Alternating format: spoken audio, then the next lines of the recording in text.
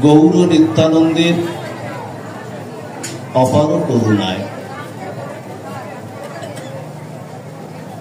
বেলেপুকুর শ্রী শ্রী গাছতলা মন্দির শ্রী অঙ্গনে শুভ দীপাবলি উৎসব ও শ্যামা মায়ের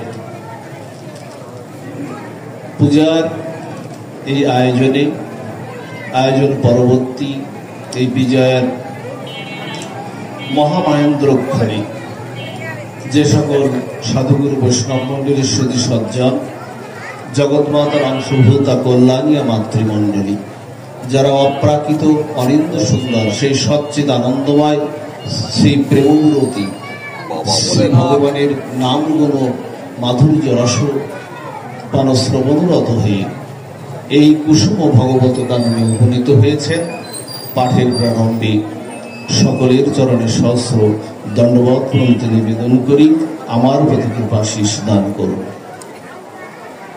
পরমারাধ্য শ্রী গুরু মহারাজ শ্রীরাম বৃন্দাবনস্থ কেশী ঘাটস্থ ছিলেন সমগ্র বৈষ্ণব কুলের মূর্তিবন্ত বিগ্রহ, নিত্যানন্দ পরিবারের কুলতিলক পরমহংস চূড়ামণি, ভাগবত সিদ্ধান্ত কেশরী, আন্তর্জাতিক ভাগবত এবং হরিনাম প্রচারকারী ছিলেন বৃন্দাবনবাসীর নয়নের মণি, চারিধাম চারি সম্প্রদায়ের মহন্ত মহারাজ, নিত্যানন্দ পরিবারের কুলতিলক, যিনি রাধারানীর অপার করুণায় বারবার নেমে এসেছেন এই পূর্ববঙ্গে, ভক্তদের করুণা করেছেন, কৃপা করেছেন।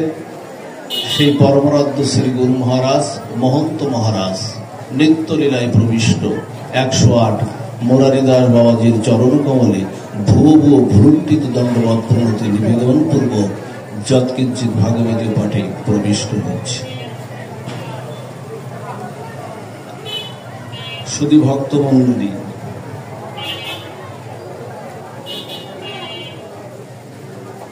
গতকাল আমাদের দুটি উৎসব আমাদের একসঙ্গে আমরা অতিবাহিত করেছি। একটি হলো শুভ দীপাবলি, আর একটি হলো মায়ের পূজা। শ্যামা মায়ের পূজা গতকালকে অনুষ্ঠিত হয়ে গেল, এবং এই তিথিতে বৈষ্ণব সমাজের এবং সমস্ত ভক্ত, কৃষ্ণ ভক্ত হন, কালী ভক্ত হন, শিব ভক্ত হন, অনুকূল, হরিচাঁদ, গুরুচাঁদ, যে যে পথেই আমরা আছি না কেন, কারণ সনাতন ধর্মের প্রসারতাটা অনেক বিস্তৃত। সনাতন ধর্মের প্রসারতাটা অসীম। সনাতন ধর্মের এই প্রসারতাকে সীমা দেওয়া যায় না। ভগবান যেমন অসীম, আমাদের ধর্মটাও থেকে মতপথগুলো অসীম। তো সেই বৈষ্ণব সমাজের বন্দিত বন্দনার মাস এবং কৃষ্ণ ভক্তদের সহ সকল ভক্তদের বন্দিত বন্দনার মাস হল দামোদর মাস বা নিয়ম সুমার মাস বা কার্তিক ব্রত, যে নামেই আপনারা ভূষিত করেন তাতে অসুবিধা নাই। তাহলে আমরা আজকের এই সাধু সঙ্গে বসেছি, আমরা এক মহামহেন্দ্রক্ষণে। আচ্ছা বাবা, আপনাদের বলি, মায়েরা যারা এখানে আছেন, চন্দ্র সূর্য কি একসাথে উদিত হয়? চন্দ্র আর সূর্য একসাথে উদিত হয় কি? হয় না। চন্দ্র আর সূর্য একসাথে উদিত হয় না। সূর্য আলো দেয় আমাদের দিবাভাগে, আর চন্দ্র আলো দেয় রাত্রি। রাতে চন্দ্রের স্নিগ্ধ আলোয় আমরা উদ্ভাসিত হই। তা চন্দ্র সূর্য কিন্তু একসাথে আলো দেয় না। তা আমাদের যে তিথিতে যে মহামহেন্দ্রক্ষণে আমরা বসেছি, আমাদের এই মহামহেন্দ্রক্ষণে আজকে চন্দ্র সূর্য একসাথেই আমাদের আলো প্রদান করছে। যেমন এদিকে দীপাবলি উৎসব এবং মহামায়ের উৎসব তেমনি আজকে দামোদর ব্রত, দামবন্ধন লীলা। আমরা এই কয়েকটি তত্ত্বের পরেই আমরা একটু আস্বাদন ছোট ছোট করে রাখবো। তো আমরা প্রথমে একটু জানতে চেষ্টা করি যে শুভ দীপাবলি উৎসবটা আসলে কি। আমরা অনেকে একটু গুলিয়ে ফেলি যে দীপাবলি উৎসব অর্থাৎ এই কালী পূজা। অনেকেই, আমি কিন্তু সবার কথা বলি না, অনেকেই এটা গুলিয়ে ফেলি। দীপাবলি উৎসবটা আলাদা, দীপাবলি উৎসবটা আলাদা, কিন্তু প্রশ্ন হলো এই দুটি তত্ত্ব এক জায়গায় হয়ে গেল কেন? মায়ের পূজাটাও বা একদিনে হয়ে গেল কেন, আর দীপাবলি উৎসবটাও বা একদিনে হলো কেন? এটা তো আমাদের একটা প্রশ্নের উদ্বেগ করে বা আমাদের জানার একটা বিষয়। দেখুন, আপনারা জানেন রামচন্দ্র রাজ বলোচনে কারুণ্য ঘন নব দুর্বাদল সহ প্রভু রামচন্দ্র যেদিন রাবণকে যেদিন বধ করেছিলেন, সেই দুর্গাপূজার সেই দশমীর দিনে সেই মহামাহেন্দ্রক্ষণে যেদিন বধ করেছিলেন রাবণকে, যেখানে আমরা শুভ বিজয়া বলি। তো যখন বধ করেছিলেন, সীতা দেবীকে উদ্ধার করেছিলেন প্রভু রামচন্দ্র, রাবণকে বধ করে সীতা দেবীকে উদ্ধার করেছিলেন। এবং 14 বছর বনবাসে ছিলেন আমার প্রভু রামচন্দ্র। ভগবান পিতৃসূত্র পালন করার জন্য তিনি 14 বছর বনবাসে ছিলেন। এবং বনবাস শেষে রাবণকে বধ করে সীতা দেবী সহ লক্ষণ সহ সমস্ত ভক্তদের নিয়ে যেদিন তিনি অযোধ্যায়, ত্রেতা যুগের লীলা, যেদিন অযোধ্যায় তিনি ফিরছিলেন, সেদিন অযোধ্যাবাসী যেন তাদের হৃদয়ে যেন প্রাণ ছিল না, নতুন প্রাণের সঞ্চার হয়েছিল। কারণ ভগবানবিহীন, ভগবানের সঙ্গে সম্বন্ধবিহীন ভগবানকে কেউ হারা হতে চায় না। এই জন্য আমাদের সবসময় চিন্তা থাকতে হবে যে আমরা ভজনটা যেন ভগবানকে সম্বন্ধ করে করি। দেবদেবতার উপাসনা করব, তাতে আমাদের কোনো বাধা নাই। মায়ের উপাসনা করেও আমরা কৃষ্ণ পেতে পারি, শিব ঠাকুরের উপাসনা করেও আমরা কৃষ্ণ পেতে পারি, কিন্তু চাওয়াটার একটা ভিন্ন থাকতে হবে। এখন মায়ের উপাসনা হচ্ছে, আপনি যদি ওখানে সেই চাওয়াটার মধ্যে আপনি যদি ওটা লাগিয়ে দেন, যশং দেহি, ধনং দেহি, বিদ্যাং দেহি, তাহলে ওইগুলোই আপনি পাবেন। আর যদি মায়ের কাছে যদি যে মা তুমি যে ধনে ধনী, যে কৃষ্ণ ভক্তি দেহি, আমার দেবাদিদেব মহাদেব বৈষ্ণবানাং যথাসম্ভু, তিনি যে ধনে ধনী, যিনি পঞ্চমুখে রাম নাম গান ত্রিপুরারি, যার একটা বদনে তিনি বলছেন যে আমার একটা বদনে শ্রীহরির নাম করে আমার তৃষ্ণাটা মেটে না।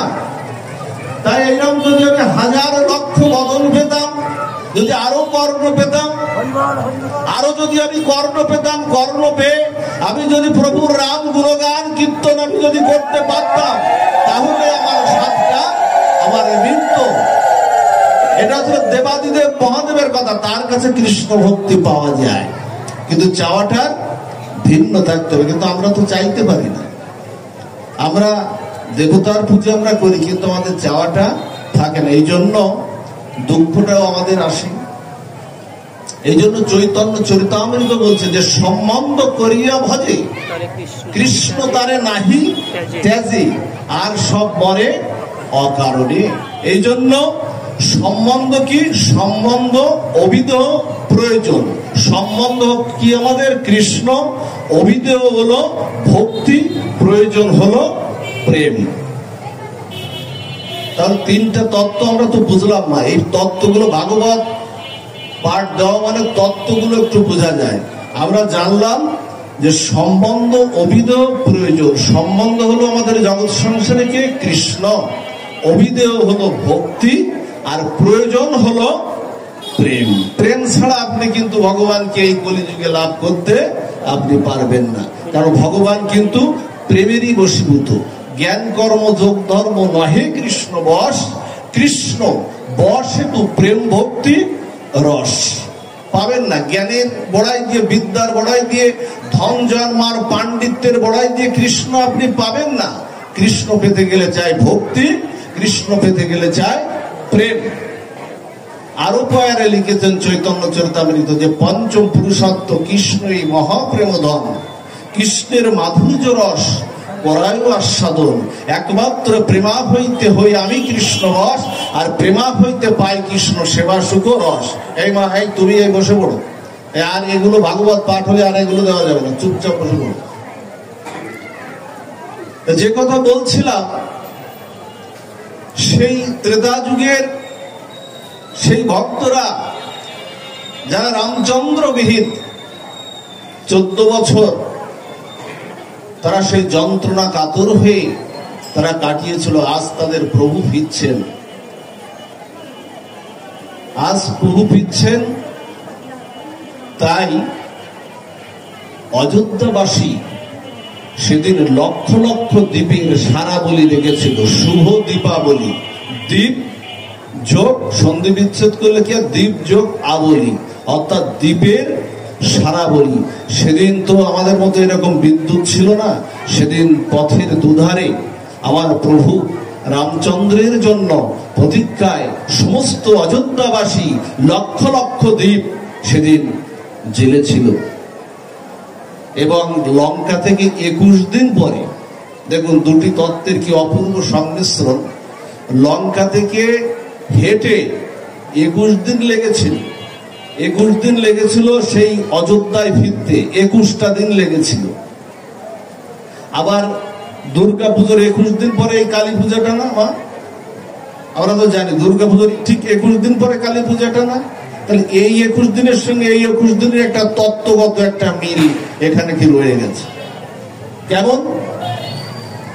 এই মায়ের একজন মহাতান্ত্রিক একজন উপাসক ছিলেন, যার নাম হলো কৃষ্ণানন্দ আগম বাগীশ। কৃষ্ণানন্দ আগম বাগীশ ছিলেন মায়ের একজন মহা উপাসক, যিনি তার সাধনার দ্বারা সিদ্ধিপ্রাপ্ত হয়ে তিনি মাকে লাভ করেছিলেন। এবং মা তাকে দর্শন দিয়েছিলেন। মা তাকে দর্শন দিয়ে বলেছিলেন যে অমাবস্যার এই তিথিতে আজকের থেকে তোকে আমি আজকে দর্শন দিলাম, আজকের থেকে 21 দিন পরে অমাবস্যার এই তিথিতে তুই আমার পূজাটা মহাসমারোহে করবি। মহাসমারোহে উৎসবের মাধ্যমে আমার মহাপূজার আয়োজন করবি। 21 দিন পরে ওদিকে রামচন্দ্র ভগবানের ত্রেতা যুগে সেই লঙ্কা থেকে হেঁটে আসতে লাগলো 21 দিন, আর এদিকে সেই কৃষ্ণনন্দ আগম বাগীশ যিনি তার মাকে লাভ করেছিলেন, মার কাছ থেকে যে আদেশ পেয়েছিলেন সেই আদেশ অনুযায়ী 21 দিন পরে এই পূজা। এই জন্য দেখেন এই দুটি তত্ত্ব আজকে একসঙ্গে চন্দ্র সূর্যের মতো আমাদের হৃদয়ের ভাগ্য আকাশে উদিত হয়ে আজকে অন্ধকার থেকে আলোর পথে আমাদের নিয়ে আমাদের প্রতিফলিত করছে। আচ্ছা, রামচন্দ্র ভগবানে কোনো অন্ধকার আছে? ভগবানে কোনো অন্ধকার আছে মা? অন্ধকার তো আমাদের আছে। সূর্যে কখনো আধার নামে কি মা? সূর্যে কখনো আধার নামে না। কৃষ্ণ সূর্য সম মা হে অন্ধকার, যেথা কৃষ্ণ সেটা নাই মায়ার অধিকার। হ্যাঁ, মায়ার অধিকার। কৃষ্ণে কখনো আধার নামে না, কৃষ্ণ কখনো মায়া হয় না। দৈবিহস্য গুণময়ী মম মায়া দূরত্বয়া, গীতায় বলছে ভগবান। মামেই বোঝে প্রপদ্যন্তে মায়া মেতাং তরন্তিতে। বলছেন যে ত্রিগুণাত্মিক মায়া আমার, জগতে যে ত্রিগুণাত্মিক মায়ায় তোমরা মোহিত হয়ে আছো জীব, এই মায়া আমার চরণের বহিরঙ্গা শক্তি হলো মায়া। কিন্তু এই মায়াটা যাবে কি করে? মায়া যাবে আমার চরণে। মামিব যে প্রপদ্যন্তে মায়া মেতাং তরন্তিতে, আমার চরণে শরণাগতির মাধ্যমে মায়া মুহূর্তের মধ্যে দূরীভূত হয়ে যাবে। এই জন্য ভগবানে কোনো অন্ধকার নাই, অন্ধকার আমাদের মধ্যে।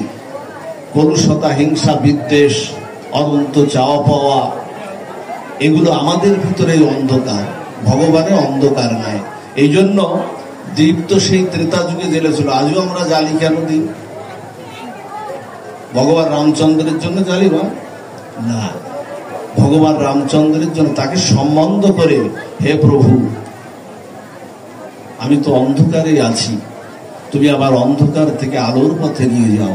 তমস্যা জ্যোতির্গময় অসতমা সদ্গময়, বলছেন না যে তুমি আমাকে অন্ধকার থেকে আলোর পথে নিয়ে যাও, সৎ থেকে অসৎ থেকে সতের পথে নিয়ে যাও।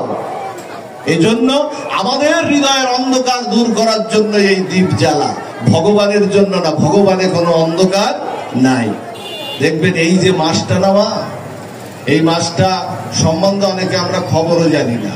অনেকেই জিজ্ঞাসা করে, বাবা এইভাবে দাড়ি টাড়ি এইভাবে রেখেছো, কি ব্যাপার, সমস্যাটা কি, কেউ মারা টারা গেছে নাকি? অনেকে এগুলো বলে ফেলে। এই মাসটা হচ্ছে এক মহা ভজনের, এক মহা মহেন্দ্রক্ষণের মাস। এই মাসটা সম্বন্ধে অনেকে আমরা না জানলেও আমরা একটা জিনিস জানি, যে মা যশোদা গোপালকে বেঁধেছিলেন, এইটা কিন্তু আমরা জানি, সবাই জানি তো মা, সবাই এটা। কিন্তু মা গোপালকে বন্ধন করেছিলেন, ভগবানকে বেঁধেছিলেন এই মাসে। এই জন্য এই মাসটা ভক্তদের জন্য করুণার মাস, ভক্তদের জন্য এই মাসটা কৃপার মাস। কারণ এই মাসে মা যশোদা ভগবানের মা হলেও তিনি কিন্তু ভক্ত বেঁধেছিলেন কাকে? ভগবানকে বেঁধেছিলেন। দাম বন্ধন লীলা, দাম মানে রজ্জু, উদর মানে পেট, বন্ধন মানে বাধা, এর নাম হলো দামোদর লীলা। ভগবানের একটি নাম না দামোদর মা? ভগবানের 108টা নাম আছে না? এই 108টা নামের মধ্যে একটি নাম তো দামোদর নাম, যেটা বন্ধন করে যিনি যা পেয়েছিলেন সেই দামোদর। সেই দামোদর মাস, এই মাসে অনেক নিয়ম কানুন বাবা। এই মাসে এবার সেই সাধুরা হোপ্পসী অন্ন পায়। বাবা মা মারা গেলে তারা হোপ্পসী অন্ন পায় না, সে হোপ্পসী অন্ন এ মাসে পেতে হয়। এক বেলা কি কেউ 2 বেলা এইরকম পায়। এ মাসে নখ চুল দাঁড়িয়ে এগুলো কর্তন করা যায় না, কাটা যায় না। এ মাসে প্রতিদিন, সাধুরা তো প্রতিদিনই মঙ্গল আরতি দেখায়, এ মাসে মঙ্গল আরতি দিতে হয়। 4:30 5টার সময় উঠে না ভগবানকে মঙ্গল আরতি দর্শন করাতে হয়। এ মাসে অনেক নিয়ম কারণ, অনেক কিছু খাওয়া যায় না। বেগুন, পটল, আপনার তেল, ঝাল, লবণটা সন্দক লবণ খাওয়া যায়।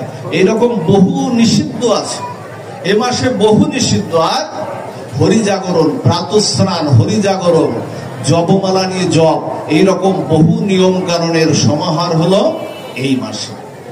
সেই মাসটা হলো দামোদর মাস, যে মাসে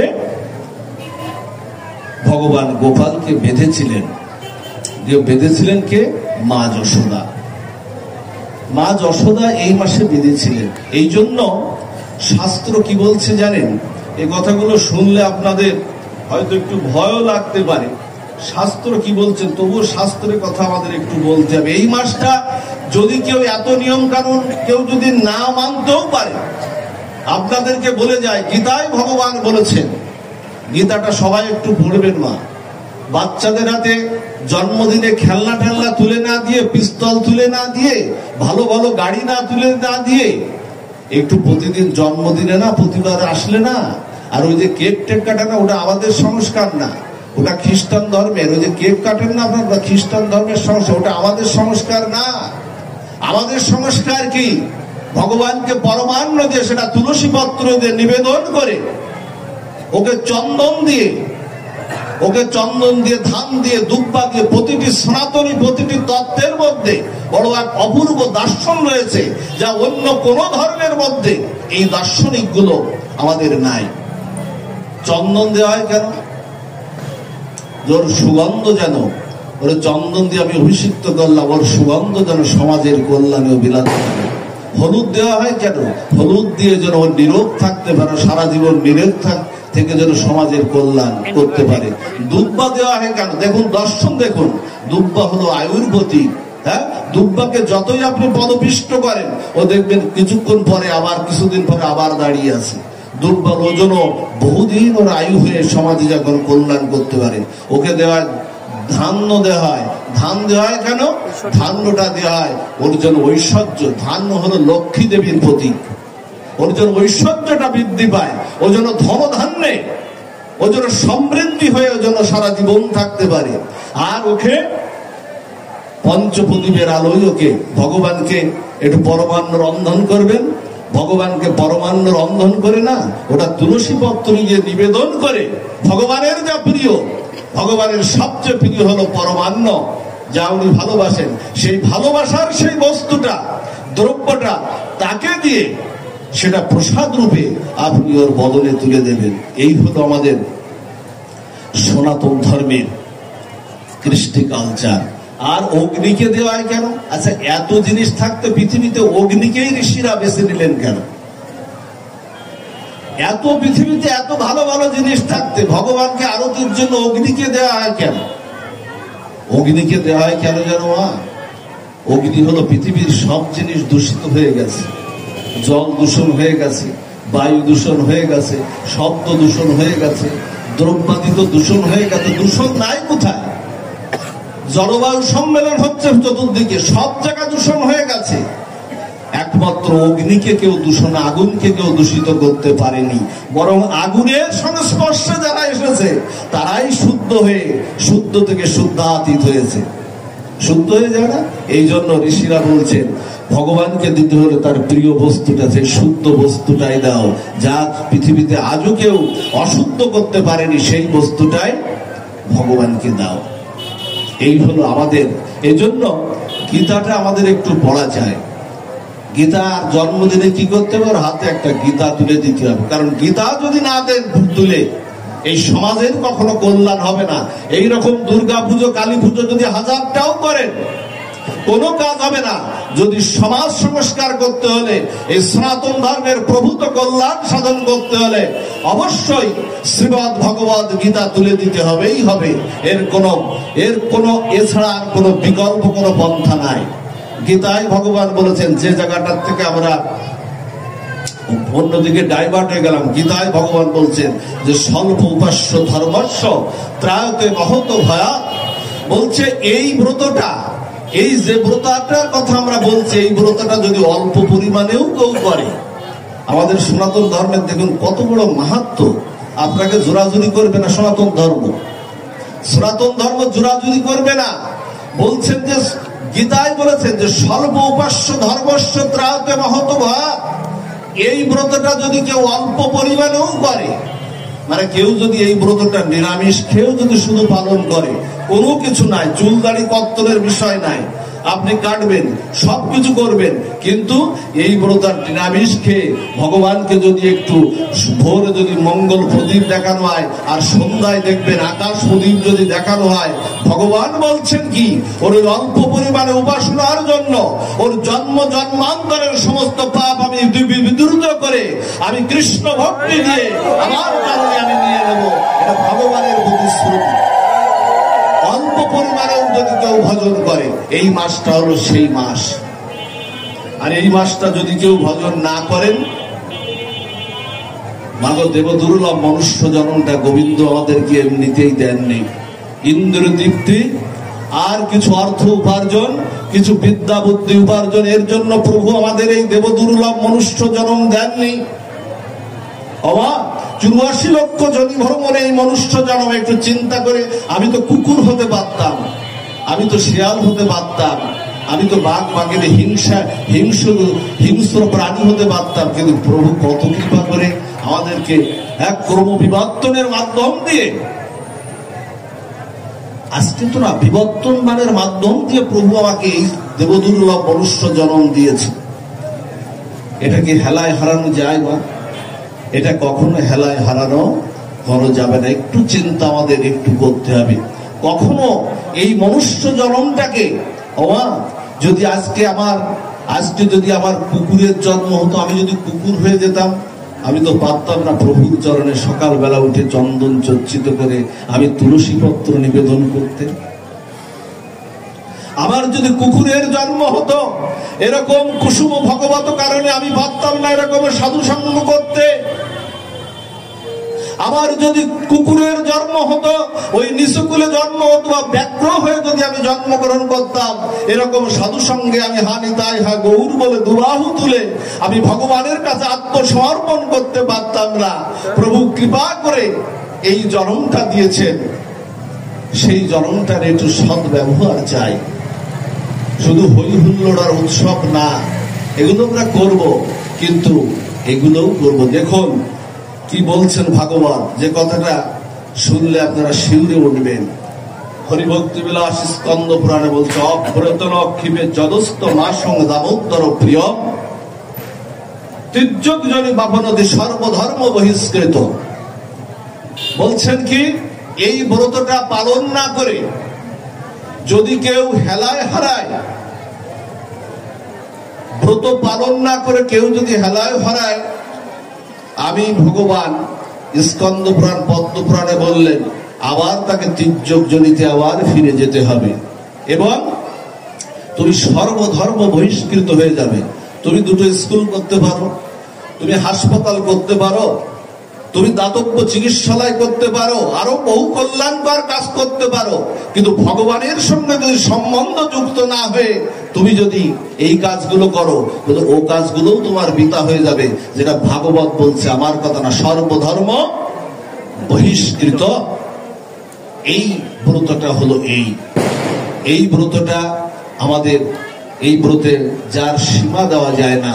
মহাকাল যৌমজয়ের ভয়ে ভীত, যৌমজয়ের ভয়ে ভীত সেই গোপালকে,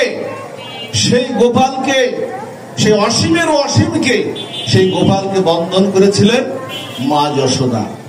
আপনারা জানেন মা যশোদা দুই খণ্ড রজ্জু দিয়ে, দুই খণ্ড দড়ি দিয়ে বন্ধন করতে চেয়েছিলেন মা যশোদা, কিন্তু পাচ্ছিলেন না। জানেন, আপনারা জানেন না, প্রতিবার 2 আঙ্গুল করে দড়ি কম পড়ে। এই 2 আঙ্গুলটা কি মা? প্রতিবার তো 3 আঙ্গুল করেও তো কম পড়তে পারতো, 4 আঙ্গুল করেও তো কম পড়তে পারতো, 2 আঙ্গুল করে কম পড়ে কেন? 2 আঙ্গুল করে কম পড়া মানে এখানে একটা বিরাট তত্ত্ব এখানে লুকিয়ে আছে। মা যশোদা, আমি আর ওই বড় ব্যাখ্যায় যাচ্ছে না, যদি দামোদর ব্রতের শুধু ব্যাখ্যায় যায় এখানে 3-4 ঘন্টা সময় লাগবে। যা হোক, আমরা ছোট করে একটু এই জায়গাটা একটু মানে স্পর্শ করে আসি। সে জায়গাটা আছে, মা যখন ব্রজের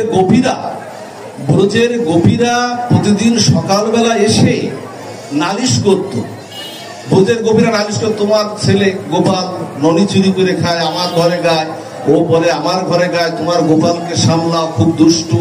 এইরকম ব্রজের গোপীরা প্রতিদিন কৃষ্ণ দর্শন করতে, ওই নালিশের ছলে প্রতিদিন দর্শন করতে আসত। আর মা চিন্তা করত যে আমার তো ঘরে কোনো ননিছানা সন্দেশের কোনো অভাব নাই, তা আমি গোপালকে এত সুন্দর করে দেই, অথচ গোপাল এইভাবে চুরি করে, ননিছানা সন্দেশ চুরি করে, বিশ্বাস করতে চায় না। তখন ওদের কি বলে কি, তোমরা একটু ঘরে দরজা দিয়ে রাখতে পারো না? গোপীদেরকে মা যশোদা বলছে, ঘরে একটু দরজা দিয়ে রাখতে পারো না? তা বলছে, মা দরজা দিয়েই তো রাখি, কিন্তু তোমার গোপাল যে ঘরে প্রবেশ করে, বলছে অন্ধকার কুটুরের মধ্যে রাখতে পারো না তোমাদের দ্রব্যাদিগুলো? তা বলছে, রাখি মা, লুকিয়ে রাখি, কিন্তু তোমার গোপাল যে ঘরে প্রবেশ করে ভগবানের দিব্য অঙ্গ জ্যোতিতে সূর্যের মতো আভা বিরাজ করে সেই ঘরে। এইভাবে প্রতিদিন নালিশ। আজকে মা যশোদা কি করেছেন? মা যশোদা আজকে নিজেই বলছে, মনে হয় চাকর বাকর দাসদাসীরা যারা আছে তারা মনে হয় ভালো করে আর ননিছানা সন্দেশ তৈরি করতে পারে না। আজকে কি করেছে, নিজেই আজকে রজ্জু মন্থন দণ্ড নিয়ে নিজেই আজকে মন্থন করতে লেগেছেন। ওদিকে গোপালকে শুয়ে রেখেছেন, শুয়ে রেখে না, গোপালকে এক পাশে শুয়ে রেখে এরকম প্রদীপ জ্বলছিল, একটা প্রদীপের আলোটা একটু বাড়িয়ে দিয়ে না, গোপালের বদনটা মা যশোদা একটু ঘুরিয়ে ওখান থেকে মঙ্গল আরতির সূচনা হলো। এই যে প্রভাতে যে মঙ্গল আরতি হয় না বাবা, এই মঙ্গল আরতি মা যশোদা প্রথম করেছিল। ওই যে গোপালকে প্রদীপ দিয়ে আলো একটু বদনটা, একটু গোপালের বদনটা, প্রিয় বদনটা একটু দেখে, একটু তারপরে মন্থন দণ্ড নিয়ে ননিছানা সন্দেশ তৈরি করতে গেল। ওই মঙ্গল আরতি শুরু হলো। প্রতিদিন প্রভাতে মঙ্গল আরতি করতে গোপালকে মা যশোদা যেমন করে করেছিলেন। মা দণ্ডন মন্থন করছেন, দধি মন্থন করছেন গোপালের জন্য, আর মুখে কৃষ্ণ নাম করছেন, মুখে কৃষ্ণ নাম করছেন। দেখুন, এখান তো একটা তত্ত্ব, হাতে কাজ করতে হবে। যারা চৈতন্য চরিতামৃত বলেছে, হাতে করো গৃহকর্ম, মুখে বলো হরি, অনায়াসে দিতে পারো ভবসিন্ধু বাড়ি। কলিযুগে তুমি এর বেশি আর সময় পাবে না, তুমি সাধনের কোনো আলাদা সময় পাবে না, 1000 বছর তুমি বাঁচবে না। তোমাকে কর্মের মাধ্যমে, কাজের মাধ্যমে, কাজের ফাঁকে ফাঁকে তোমাকে সাধন করতে হবে। তুমি ঘর গোছাতে গোছাতে, তরকারি বানাতে বানাতে, রান্না করতে করতে, হ্যাঁ, তুমি গৃহকর্ম করতে করতে তুমি মুখে হরি বলবে। এটা চৈতন্য চরিতামৃত মা যশোদা এই দর্শনটা দিয়েছেন। হঠাৎ গোপাল এসে না মায়ের স্তন দুগ্ধ দ্বারা পান করছেন। শোনো, ভগবান শুধু আমরা ভগবানকে ডাকি না, আমাদের ডাকেও ভগবান আসেন। ভগবান বলছেন, জগন্নাথ বলছেন যে আমার দিকে যে এক পা অগ্রসর হয়, আমার দিকে ভজনের দিকে যে এক পা অগ্রসর হয়, আমি জগন্নাথ বৈকুণ্ঠ থেকে আমার সহস্র করুণা ধারায় আমি 1000 পদ নেমে আসি। আমি ভক্তের জন্য 1000 পদ নেমে আসি। আজকে মা যশোদা গুনগুন করে কৃষ্ণ নাম করছেন, গোপালের গুণগান করছেন। গোপাল কি ঘুমিয়ে থাকতে পারে? মা গোপাল ঘুমিয়ে থাকতে পারে না। গোপাল কি করেছে? মা ডাকছে, ভক্ত ডাকছে। আজকে মা কি করেছেন? মা মন্থরা হঠাৎ করে গোপাল গিয়ে মায়ের হাঁটুর পারে বসে না মায়ের স্তন দুগ্ধ দ্বারা পান করছেন। ওদিকে দুধটা উতলে উঠছে, পড়ে যাচ্ছে। হঠাৎ করে গোপালকে নামিয়ে দিয়ে বলছে বাবা নাম, নামিয়ে দিয়ে তাড়াতাড়ি দুধটা সামলাতে গেল। গোপালের রাগ হয়ে গেল, গোপালের রাগ হয়ে গেল, গোপালের রাগ হয়ে গেল এই যে অনন্ত বিশ্ব ব্রহ্মাণ্ডের অধীশ্বর আমি, স্বর্গের দেবতারা পর্যন্ত আমাকে ডেকে পায় না, মুনি ঋষিরা 1000 বছর বনে তপস্যা করেও আমাকে ধ্যানেও জানতে পারে না, আমাকে 1000 বছর ধরে চরণে তুলসী দিলেও আমাকে অনেকে লাভ করতে পারে না। আর আমি অনন্ত বিশ্ব ব্রহ্মাণ্ডের অধীশ্বর হয়েও মা তোমার কাছে আমি গিয়েছি, তুমি আমাকে প্রত্যাখ্যান করলে, তুমি আমাকে ঠেলে ফেলে দিলে। আজকে কি করেছেন? গোপালের রাগ হয়েছে। আজকে সমস্ত দধি যে হাড়িগুলো ছিল না, ওগুলো সব ভেঙে চুরমার করে দিয়েছে। মা যশোদা মনে করছে এই তো ব্রজবাসীরা যা বলে তাই তো সত্য, এটাই তো সত্য, ওরা যা বলে আসলেই তো সত্য। আজকে লাঠি নিয়ে, একটা ষষ্ঠী নিয়ে, লাঠি নিয়ে আজকে গোপালের দিকে ধাবিত হয়েছে। মহাকাল যৌবজয় ভয়ে ভীত, আজকে তার দিকে ধাবিত হয়েছে মা যশোদা। যার সীমা দেওয়া যায় না তাকে আজকে দাবড়াচ্ছেন। আজকে দাবড়াচ্ছেন, দৌড়াচ্ছে। গোপাল দৌড়াচ্ছে, মাও দৌড়াচ্ছে। এইরকম দৌড়াদৌড়ি করতে করতে সেই সকাল থেকে বিকাল হয়ে গেল, সকাল থেকে দুপুর গড়িয়ে বিকাল হয়ে গেল, তবু গোপালকে ধরা দেয় না। কিন্তু মা বলেছিলেন আমি তোকে বাঁধবই, আজকে তোর যে দুষ্টমি আজকে আমি থামাবো, তোকে আজকে বাঁধবই। কি বলেছিলেন? বাঁধবই। রস্যইকার যোগ, এই যে রস্যইকার না আমাদের এই ভজনের মধ্যে সবাই একটু রস্যইকার লাগিয়ে দেবে যে আজকে আমি 4 মালা জপ করবই, করবই। আজকে আমি ভগবানকে চরণে তুলসী দেবই। আজকে ওই সাধু সঙ্গে, আজকে এই বেনে পুকুরে, এই গাছতলা, শিব ঠাকুরের বা মাতৃমন্দির বা ভগবানের এই মন্দিরে আজকে গাছতলায় সাধু সঙ্গ হবে। আজকে যাব না, ওর সঙ্গে রস্যইকার জুড়ে দেবে যে যাবই। এই যাবই কথাটার রস্যইকার দেওয়ার সাথে সাথে ভগবান উৎকণ্ঠিত হয়ে যা ভক্ত বলল আমি যাব, ওর সমস্ত কাজগুলো সহজ করে দিয়ে ভগবান কি করেন জানেন? আপনার সমস্ত কাজগুলোকে সহজ করে দিয়ে আপনাকে সেই যেমন নদী যেমন সাগরের দিকে যেমন ধাবিত হয়, তেমনি ভক্ত তখন সাধু সঙ্গের দিকে ধাবিত হয়ে ভগবানের আরাধনায় রত হয়ে যায়। এই জন্য এই রস্যইকারটা আজকে মা যশোদা বললেন বাঁধবই। গোপাল বলছে আমি ধরা পড়বো না, আমি তোমার হাতে বন্ধন স্বীকার করবো না। আচ্ছা, এদিকে ভক্ত বললো না যে বাঁধবই। গীতা এখানে ভাগবতে কি বলেছে? যে আমি অহং ভক্ত পরাধীন, আমি শুধু ভক্তেরই অধীন, আমি আর কারো বশীভূত হই না। জগতে আমি শুধু আমার ভক্তেরই বশীভূত হই। মা যশোদা বলছেন বাঁধবই, আর গোপাল বলছে আমি বন্ধন স্বীকার করব না। পরে দেখলেন কি জানেন? মার খুব পরিশ্রম হয়ে গেছে, মায়ের চুলগুলো এলোমেলো হয়ে গেছে, গায়ের বসন খসে পড়ছে, সমস্ত গা ঘর্মাক্ত হয়ে গেছে। ভগবান ভাবলেন মা তার সাধনায় সিদ্ধি লাভ করেছে, আমাকে ধর্মার জন্য উৎকণ্ঠিত হয়ে আমার পিছু পিছু ধাবিত হচ্ছে, আমি আমার জেদটা ছেড়ে দিলাম। এই হলো ভগবান। ভগবান জেদ ছেড়ে দিলেন। ভগবান কি বলছেন জানেন? ভগবান বলছেন, আমি আমার ভক্তকে সম্মানের আসনে প্রতিষ্ঠিত করার জন্য আমি নিজে পরাজয়ের মালা নিয়ে আমি ভক্তকে জয়ের মালা পরিয়ে দেই, আমি ভক্তকে জয়ের মালা পরিয়ে দেই। ভগবান বলছেন দেখো, আমি কুরুক্ষেত্রের যুদ্ধে আমি স্বয়ং অধীশ্বর ভগবান হয়েও আমি অর্জুনের রথের সারথি হয়ে যাই। গেল না মা, ড্রাইভার হয়ে গেল না, অর্জুনের রথের সারথি হয়ে যায়। আমি বলেছিলাম কুরুক্ষেত্রের যুদ্ধে আমি অস্ত্র ধারণ করব না। বিশ্বদেব বলেছিল, আমি যদি তোমার ভক্ত হয়ে থাকি, আমি যদি তোমার একদিনও উপাসনা করে থাকি, আমি কুরুক্ষেত্রের যুদ্ধে তোমাকে অস্ত্র ধারণ করাবই। দেখলেন না, রথের চাকা নিয়ে মাত্র উদ্যত হলেন ভগবান স্বয়ং গোবিন্দ। ভগবান সকল জেদ ছেড়ে দেন শুধু ভক্তের জন্য। আজকে মা যশোদা ধরে ফেললেন, জেদ ছেড়ে দিলেন, মা যশোদা ধরে ফেললেন। মা যশোদা যখন ধরেই যখন ফেললেন মা, তখন মায়ের আগের কালে দেখবেন, অনেক আগে আমরা দেখেছি আমাদের ছোটবেলায় মায়েরা, আজকাল তো মায়েরা চুল ভাবে বাঁধে না, কালো ফিতে দিয়ে, লাল ফিতে দিয়ে, বড় বড় চওড়া ফিতে দিয়ে মায়েরা চুল বন্ধন করত। মা যশোদাও ঠিক তেমন করে আজকে তার খোপায় চুলটা বন্ধন করেছে।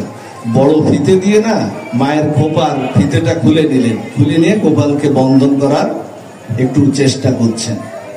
চেষ্টা করতে করতে 3 বছর 8 মাস বয়সের এই লীলাটা, ভগবানের এই লীলাটা, গোপালকে চেষ্টা করতে করতে দেখেন কি, বড় একটা ফিতা দেখেন যে 2 আঙ্গুল করে কম, প্রতিবার 2 আঙ্গুল করে কম পড়ছে। বলছে আমাদের গোপালের পেট কি গোটা হয়ে গেল না, প্রতিবার 2 আঙ্গুল করে কম পড়ে কেন? বোঝের গোপ গোপীরা এসে গেছে, ভক্ত আর ভগবানের লীলা, মা ছেলের লীলা দেখতে আজকে এসে গেছে। এসে যখন গেছে তখন বলছে সবাই দড়ি আনো, সবাই দড়ি আনো। সমস্ত গোকুলের দড়ি শেষ হয়ে গেল, তবু এই 2 আঙ্গুলার জোড়া দিতে দিতে 2 আঙ্গুলার পূর্ণ হয় না। এই 2 আঙ্গুলের তত্ত্বটা কি, যেটা বলছিলাম, এই 2 আঙ্গুল হলো কি জানেন না? যখন এটা পূর্ণ না হবে আপনি ভগবান বন্ধন স্বীকার করবেন না। একটি হলো আপনার ভজনের উৎকণ্ঠা থাকতে হবে, যে গোবিন্দকে আমি পাবই, হে প্রভু আর জন্মের অপেক্ষা নাই, আর কোন মাতৃজনিদার দিয়ে আর আমি আসতে চাই না এই পৃথিবীতে, এই জন্মেই তোমাকে পাবো, এই উৎকণ্ঠা যখন আপনার থাকবে, ওই হলো একটা আঙুল। আর ভক্ত ভজন করে উঠে উপরে, আর ভগবান করুণায় নামেন নিচে। ভগবান যখন করুণা করে তার জেদটা যখন ছেড়ে দেন, তখন এই 2 আঙ্গুলের তত্ত্ব মিলে যায়। যখন ভগবান করুণা করলেন আর মা যশোদার ভজনের উৎকণ্ঠা যখন চরমে পৌঁছে গেল, তখন ভগবানের করুণা আর ভক্তের উৎকণ্ঠা এক জায়গায়, এই 2টি তত্ত্ব যখন এক জায়গায় হয়ে গেল, তখন বন্ধনটা হয়ে গেল। গোপাল উদুকলের সঙ্গে বাঁধলেন, এইবার তোকে বেঁধেছি, তুই আমার পেটের ছেলে। কিন্তু এই রহস্য তো কেউ বুঝলো না, তুই আমার পেটের ছেলে, তোকে আমি বাঁধতে পারবো না, আমি বলেছিলাম না তোকে বাঁধবই। উদুকলের সঙ্গে বেঁধে, এই হলো ভক্তের হাতে বন্ধন হয়েছিলেন ভগবান। এই হলো দাম বন্ধন লীলা। সেই লীলাটা আপনাদের একটুখানি আপনাদের শোনালাম, কারণ শাস্ত্রে কি বলছেন জানেন মা? হয়তো এখানে ব্রত আপনারা অনেকেই করেন, 2-1 করলেও করতে পারেন, তবে আমার মনে হচ্ছে বেশিরভাগ লোক এখানে ব্রত করেননি। 2-1 করলেও করতে পারেন। এই ব্রতটার মাহাত্ম্য কি জানেন? যেটা বলেছিলাম যে স্বল্প উপাস্য ধর্মস্য ত্রায়তে মহৎ ভয়াৎ। অল্প ভজন মহাভয় মহাপরিত্রাণ করতে পারে। অল্প ভজন, এই ব্রত যারা করেছে, এই ব্রত যারা পালন করে, যারা করেছে এবং যারা এই শ্রবণ কীর্তন যারা করেছে, আপনারা এই যে ব্রত কর্ণ ইন্দ্রিয় ব্রতের কথা অল্প পরিমাণেও শ্রবণ করলেন না, ভগবান বললেন ব্রত যারা করেছে, যারা সাধন করেছে, ভজন করেছে, এ মাসে যারা নিষ্ঠার সঙ্গে যারা পালন করেছে, একবেলা অন্ন খেয়ে যারা পালন করেছে, তারা যেমন ফলপ্রাপ্তি হবে। আর এই নববিধা ভক্তির মধ্যে প্রথমেই হলো শ্রবণাঙ্গ ভক্তি। আর বললেন যারা এই ব্রতের মাহাত্ম্যের কথা, যারা উৎকণ্ঠার সাথে ভক্তির সাথে, যারা শ্রদ্ধার সঙ্গে যারা শ্রবণ করেছে, ওই ব্রত করে যারা যে ফল পাবে, এই শ্রবণের মাধ্যম দিয়ে আমি সেই ফল দিয়ে আমি তাদেরকেও এই ব্রতের ফলটা দিয়ে দেব। এই হলো মা দামোদর ব্রত। এই জন্য মা অল্প করে হলেও আপনারা পালন